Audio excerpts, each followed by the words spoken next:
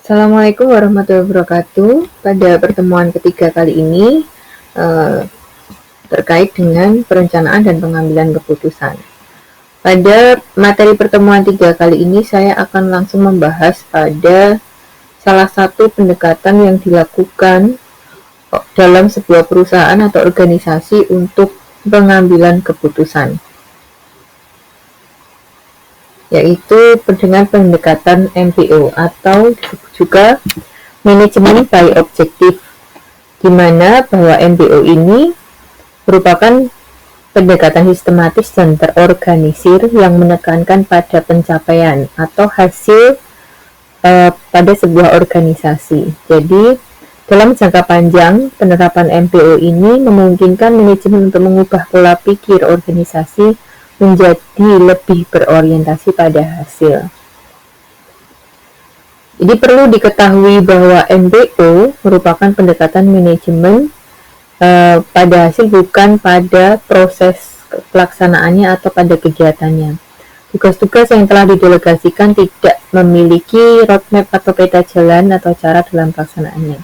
Jadi pada slide halaman ini, di mana ada pimpinan dan bawahan akan berdialog atau berdiskusi terkait dengan perencanaan bersama, yaitu penentuan tujuan, standar, lalu pemilihan kegiatan, berlanjut pada pelaksanaan pada setiap pihak. Bawahan menunjukkan kinerja terbaik, begitu juga pimpinan memberikan pengarahan. Kemudian di akhir dilakukan evaluasi bersama, analisa hasil yang dicapai apa, kemudian diskusi akibat dari hasil yang dicapai dan memperbarui siklus dari MBO ini. Jadi pada pendekatan MBO, baik pimpinan maupun bawahan dari dua arah bekerja sama untuk mulai dari melakukan kegiatan, mulai dari perencanaan, pelaksanaan, hingga evaluasi. Nah, berikut ini adalah kekuatan dan kelemahan MBO. Jadi, ada beberapa kelemahan dan kekuatan.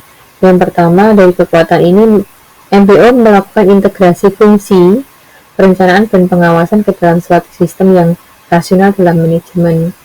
Yang kedua, mendorong organisasi untuk meningkatkan tujuan tingkatan atas hingga bawah. Yang ketiga, fokus. Jadi kejelasan tujuan organisasi, fokus pada hasilnya. Kemudian yang keempat, MBO mendorong adanya manajemen diri dari setiap orang. Jadi baik karyawan atau bawahan memiliki komitmen tinggi terhadap sasaran yang telah ditetapkan sendiri daripada sasaran yang dipaksakan dari orang lain. Jadi masing-masing karyawan atau elemen dalam perusahaan ini memiliki kesadaran yang tinggi terkait dengan hasil yang ingin dicapai gitu. Nah, untuk langkah-langkahnya apa saja? Yang pertama adalah menentukan sasaran dan tujuan utama organisasi. Lalu sasaran dan tujuan tersebut dirumuskan untuk masing-masing karyawan atau departemen. Kemudian yang ketiga, langkah ketiga, memantau perkembangan pelaksanaan kinerja karyawan. Langkah keempat, evaluasi kinerja.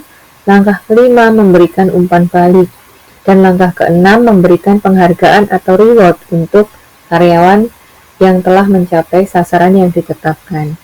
Namun, beberapa kelemahan dari MBO ini diantaranya manajemen by objektif atau MBO dianggap terlalu sederhana, menyederhanakan kegiatan.